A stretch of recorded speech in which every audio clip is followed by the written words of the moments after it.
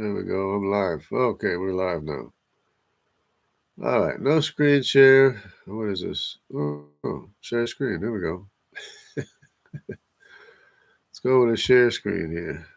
Got to go live before I can share screen. The entire screen. This screen. No need for audio. Okay. Share screen. Boy, this is complicated. Okay. Hide. Stop sharing. Hide. Whatever. All right, I guess it's shared. Share screen. So yeah, this is the Y chromosome. Haplogroup designations. It was supposed to be a short. It's turned out to be a long, but let's go to the screen share. See what we got here. We'll go with this one here. Simmons Genome Diversity Project. Oops, clicked again. This is getting complicated here. Okay. All right. So there's a screen share. I don't know what this thing is doing here. I don't know what this thing. All right. A and B. That's A and B right here, if you can see my cursor. These are the descendants of Cush. Now, there's another descendant of Cush, which goes all the way back to here, to this point here, and it's C. So this descendant of Cush is the descendants of Nimrod, who is the son of Cush, because we're following the Y chromosome, the Y chromosome phylogeny. So we have Cush as A and B, and the son of Cush is the same descendant of Cush. So descendants of Cush are A, B, and C. Then the only ones left are D and E.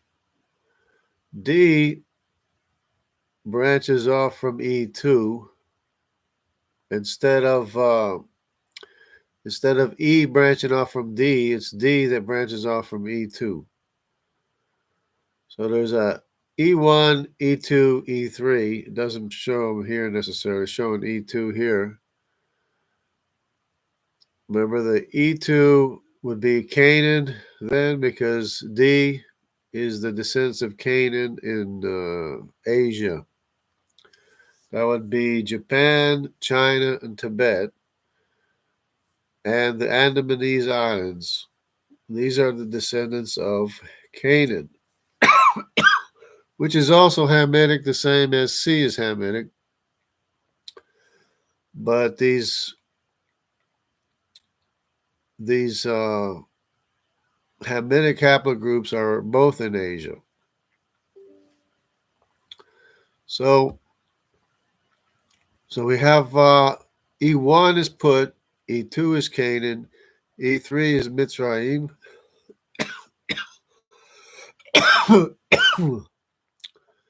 and that would be Egypt. Mitzrayim, of course, is Egypt. Now we have over here an F, G, H, I, and J. Notice how this F here is totally separate from this F here. So in other words, they designated an F, and then they realized, oh, we got an, I must have designated an F, G, H, I, and J, and then they realized, oh, we got another Semitic lineage here. We'll just name it F2.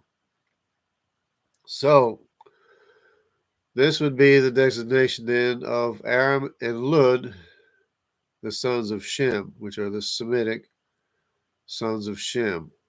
G is Assyria, the descendants of Asher. H is the Elamites, descendants of Elam. So we have Aram of the Arameans, Lud of the Lydians, G of the Assyrians, H of the Elamites. Then we have the IJ lineage over here. The I and the J are the descendants of Arphaxad. Now, these I descendants seem to me, there's I1 and I2, seem to me the tribe of Dan and Asher, which were the seafaring people. Those are both seafaring tribes. They were the first ones to leave. I think I left first, so that would be Dan, I1. And then there's I2, which doesn't seem to be following the migrations of Dan as much as it does the descendants of Asher, because I don't think the I1 and I2 is just one tribe. I think it's the two tribes of Dan and Asher who separated well before everyone else did. And then there's the J1 and J2. Now, J1 and J2 includes, in fact, I and J includes all Hebrews. That would be even the descendants of Lot and anybody otherwise as a Hebrew. If they survived, they would be descendants of Arphaxad. So the Arabic descendants are J1. The J2 seems to be specifically, what's going on here? Come on. The J2 seems to be specifically the tribe of Judah. And there's a specific lineage, the J2, M172. That would be probably the descendants of David and Solomon, because there's two main groups in the J2 or M172. Okay, so that's the descendants of Shem. So we have the descendants of Ham, descendants of Shem. Now we have the descendants of Jacob, which is K, L, M, N, O, P, Q, R, S, and T. Okay. So we'll start with K, since it's K. Notice how here it goes way back. We'll zoom in here. Maybe if it'll zoom in. And make sure we can see this K and the M and the S. So they are actually the same lineage, just that they separated very early on in history, very long way back. Both the M and the S are both in Papua New Guinea and the surrounding region, which is where the K also is. So I've designated them as being Tubal for many other reasons. One being that is the original population in Italy is K, which is where Tubal was known to have been. So that identifies the descendants of Tubal as being K, so that we can follow them anywhere in the world where they went. And they went all the way, of course, to Papua New Guinea, that whole area, Australia. There's a K as well. And they separated very early on, and of course had many generations. So they're separate lineages from way back. But they all belong to the same original lineage. I could explain more probably, but this is supposed to be a short video. Let's see. So then there's the L, the L and the T, except they're separated by, in letters they're separated by a great distance, but in actuality they're from almost the same root. So they're closely related, but they're two different brothers. And I'm not explaining the reason why, but the L is the Thracians of Greece, and the T is the islands, seafaring, Greek-speaking people, descendants of Javan. Javan had, 4 sons? Elisha, Dodanim, Kittim, and Tarshish. So those are the descendants of Javan. Those all have the T haplogroup in them, and they're all Greeks, and they're all descendants of Japheth. So there's a K, L, M, we already covered. N, we have the N and the O. Notice how the N and the O are actually the same branch. They don't go all the way back to the beginning like the K does, but they are the same branch.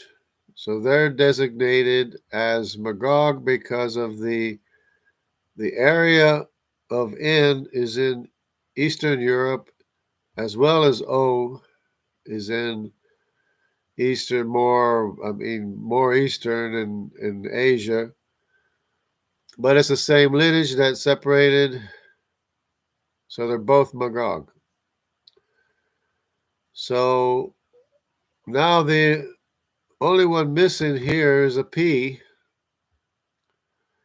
which would be connected on this lineage here.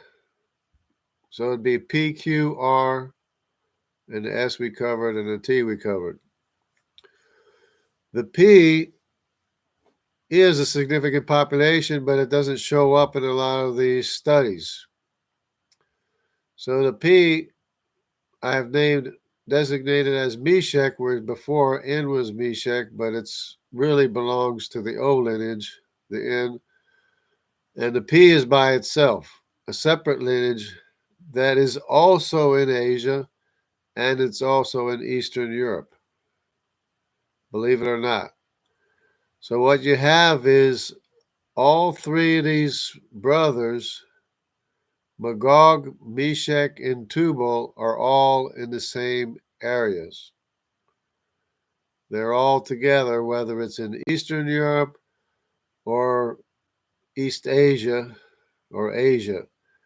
Because, of course, these areas of the Southern Pacific, the O is there, the K is there, and the P is there, at least on the mainland in China. So the P is not far away, and the P, I believe, is in the islands as well, namely probably the Philippines, but I got to double check. But they're all in the same area. They all pretty much follow the same, not exactly the same routes, but they are all in the same areas together. That's in Eastern Europe as well as Asia and Southern Asia. So that's Magog, Meshech, and Tubal, or Tubal, Magog, and Meshech, as we covered, because the P is now designated as Meshech, which I didn't even know existed, but it's an actual lineage in both these places. Then you have the Q and the R. The Q is that of the Medes, and it's a good thing I can screen share because I have something very interesting to show about the Q migration into America, which probably nobody even knows or believes, but which is very significant. It's the migration of basically the majority of the Native Americans into the Americas. So they're all descendants of the Medes, which are descended from Madai, the grandson of Noah, the son of Japheth. And then there's an R. The R's are R1, R1A, R1B, and R2. R1A is Ashkenaz because of its location. R1B is in Southern Europe, so that's Ripfath. R2 then is Togarma. So these are all R. Gomer had three sons, Ashkenaz, Ripfath, and Togarma. And they're represented right here as R1A, R1B in Europe, and R2 more towards India. Now this Q, there's an interesting thing that I would like to show. Let me back off on this one here again. And let me go to, where do I have it? Oh, here we go. Let me go here to this one here. And I'm hoping this is showing, because if not, I gotta figure out how to do it to show it. DNA migrations, and we have clicked both the boxes of the sample numbers and the people. These are actual people that are found. These are groups of people. These square boxes are groups of people. These images down here of the sons, when the Y chromosome is to be the sons, in the mtDNA mitochondrial, it'd be the daughters. So this is the Y chromosome, so it's the sons. These are actual individual descendants of, say, this group here, which is a Z780. Okay, so what we have to do, we'll have to go back up a little bit maybe. This is the Medes. You can see where it originates is from the area of the Medes. Of course, the Medes being right here in this area around here. So that's not too far off of the actual location of the Medes. So then we'll go forward in time if we can. This is a little bit jittery because they have it, I don't know, they have a whole bunch, they have too many thousands of years before it starts moving. Okay, now it starts moving. The migration starts of the Medes. The Medes are already in Europe here, which is where the Q is, has been. Well, it's showing the Q going there, but the Medes also has a history of being in Europe as well. Just not a huge population. Today is like 4% in certain areas or whatever, but it's there. Then we have, interestingly, the Medes, after they encountered the king of Lydia, they weren't able to conquer the Lydians. They conquered all the way up to Lydians. And then from there, they crossed over. I wish I could slow this down. There it is. They crossed over off the coast of Africa, and you can see where it goes. If I can freeze it there. See, here's where they encountered the Lydians. But they didn't stop there. They went through the Mediterranean, off the coast of Africa, straight to the Caribbean islands, then to Central America and South America and North America, and they spread out where the Q actually crosses over into what I guess now is Russia, before any of the Q crossed to America. So they migrated all up through the United States, and which also explains another thing that I never understood, is why are there megastructures in South America and even Central America, but not North America? It seemed to me that the natives in North America were more primitive than the Native Americans in Central and South America. That always puzzled me. But now when you look at the migrations, you can see why.